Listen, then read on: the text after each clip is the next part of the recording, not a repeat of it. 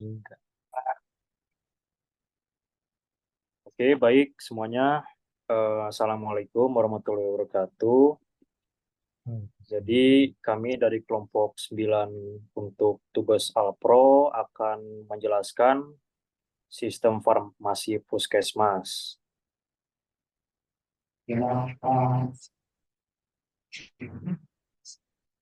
Untuk bagian-bagian yang kita jelaskan itu, yang pertama ada latar belakang, yang kedua ada tujuannya, yang ketiga manfaatnya, yang keempat permasalahan yang ada di puskesmas. Nah, mungkin saya akan menjelaskan tentang latar belakang dulu. Mungkin dalam era modern sekarang, mungkin kita melihat bahwa semakin berkembangnya zaman, transformasi sistem informasi kesehatan menjadi hal yang sangat penting untuk diterapkan di berbagai pabrik kesehatan. Nah, mungkin untuk di Indonesia sendiri, penerapan sistem informasi baru terlaksana sekitar Januari 2024, karena kita kemarin juga tanya-tanya ke pihak puskesmasan juga. Lalu lalu kemarin kita juga menanyakan bahwa seluruh instansi kesehatan juga diwajibkan untuk menggunakan sistem ini.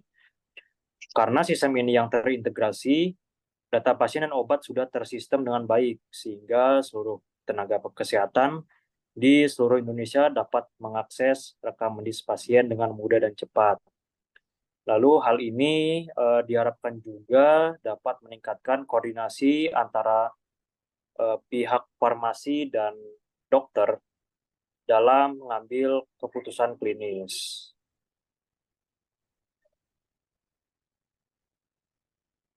Oke, di sini tujuannya yaitu ada tiga. Yang ke satu, untuk menjamin penyediaan obat yang aman, efektif, dan berkualitas bagi pasien, serta mengelola persediaan dan distribusi obat secara efisien agar obat tersedia saat dibutuhkan.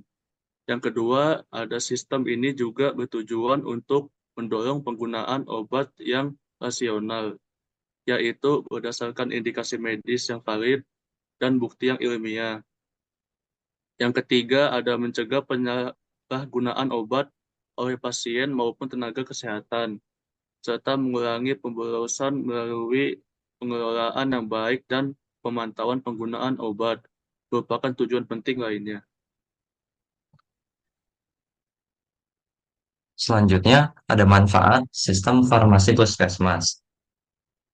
Jadi, sistem informasi di farmasi ini memiliki banyak manfaat yang signifikan, termasuk peningkatan efisiensi operasional melalui optimasi proses, pengelolaan stok yang lebih akurat dan real-time, serta peningkatan keamanan dan kepatuhan terhadap regulasi.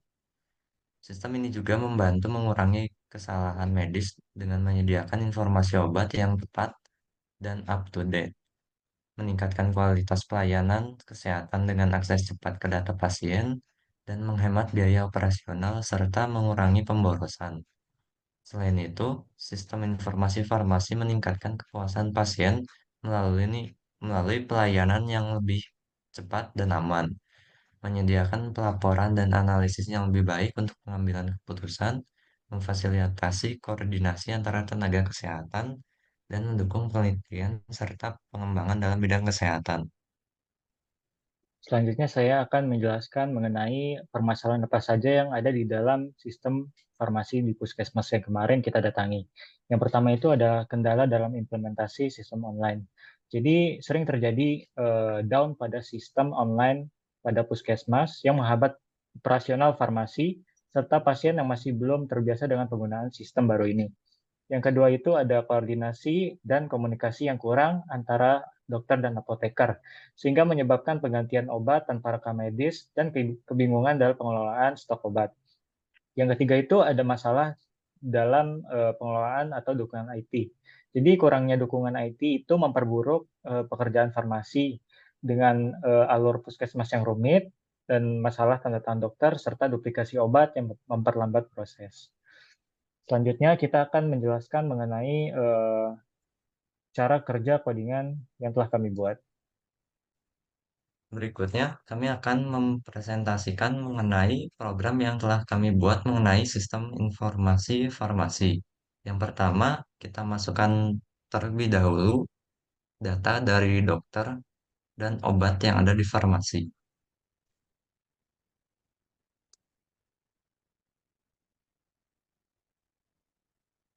Masuk pada menu pilihan 4, yaitu data farmasi, kemudian masuk pada submenu 4, input data farmasi. Di sini kita memilih tabel mana yang akan kita input. Yang pertama kita akan menginput tabel dokter. Masukkan ID dokter, yaitu 1, nama dokternya, semisal Wisnu, dan nama posisinya adalah misal dokter umum. Nomor teleponnya adalah misalkan 62 857 9372. Alamat dokter yaitu semisal Bandung. Umurnya semisal 30 tahun. Jenis kelaminnya adalah laki-laki. Tanggal lahirnya semisal 26 bulan Februari tahun 1990 atau 1992.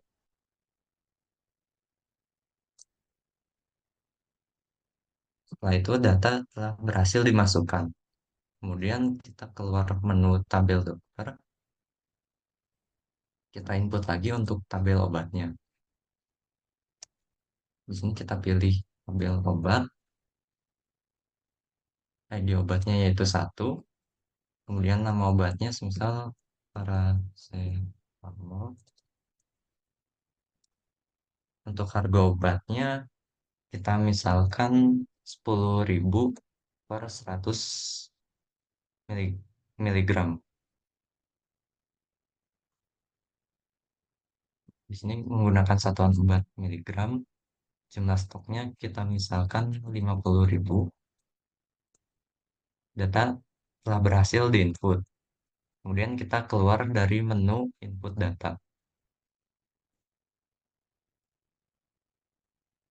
Di sini sebelumnya bisa kita lihat data yang telah kita masukkan tadi. Untuk tabel dokter, di sini datanya sudah dapat kita lihat.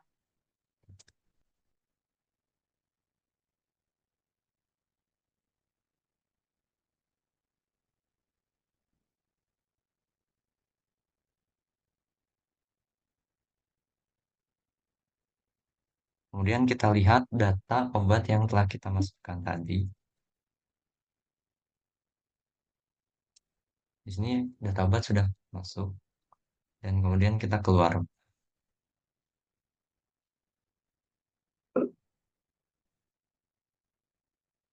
Berikutnya, kita masuk pada menu pengisian data pasien.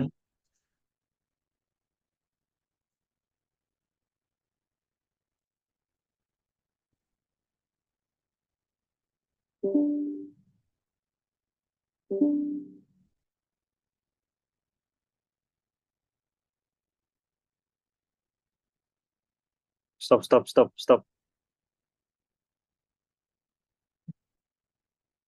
Nah, lalu yang kedua kita akan melakukan pengisian data pasiennya. Untuk ID pasiennya mungkin 1. Lalu untuk nama pasiennya seperti nama saya, Zaki. Lalu nomor teleponnya itu 08787. Ya, boleh. 628787. Alamat pasiennya saya Bersadali Bogor.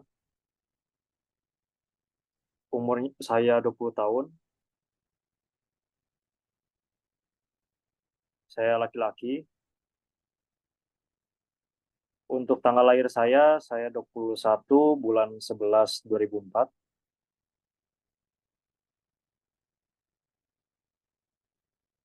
Nah, lalu sudah masuk, lalu kita lanjut ke pembuatan data pemeriksaan.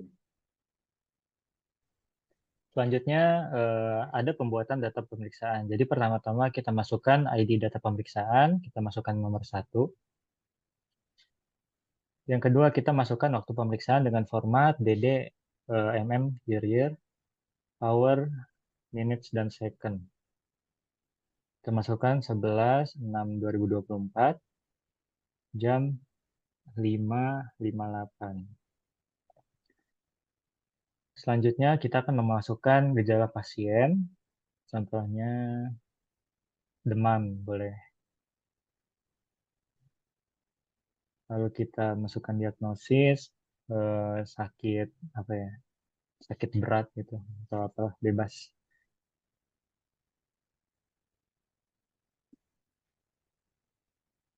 Sakit, pusing ya, pusing. Terus kita masukkan ID pasien yang sudah tadi kita masukkan, 1 contohnya dengan mengambil contoh Jaki. Masukkan ID dokter Wisnu nomor 1 ya. Nah, data sudah berhasil dibuat oleh sistem. Lalu kita lanjut ke nomor 3, yaitu pembuatan resep.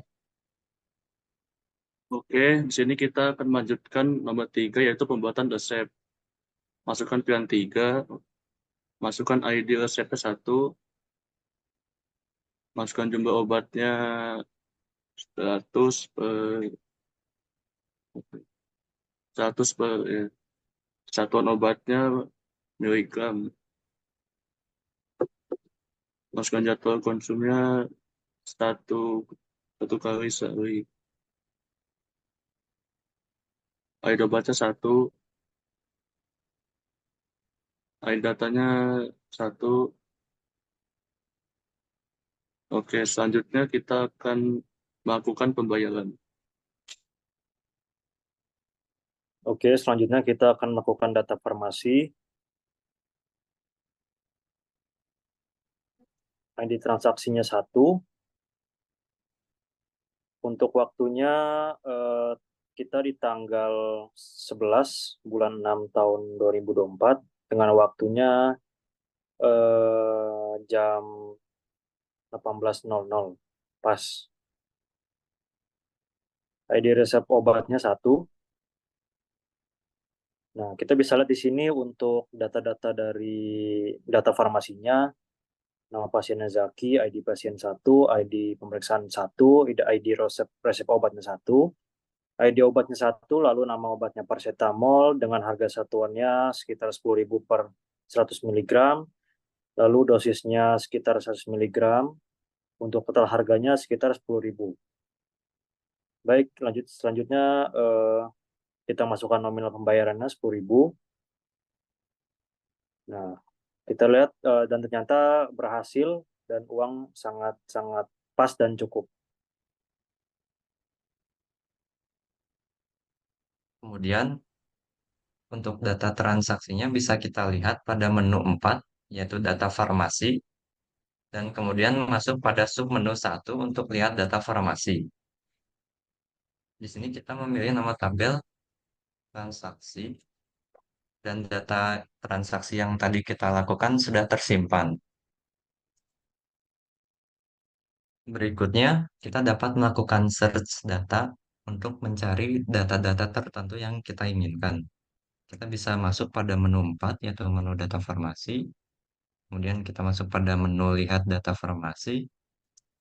Di sini kita bisa pilih tabel mana yang akan kita cari datanya, yaitu tabel pasien. Kemudian kita cari data pasien. Di sini kita gunakan kolom yang akan menjadi filternya. Misal nama kolomnya kita gunakan kolom umur,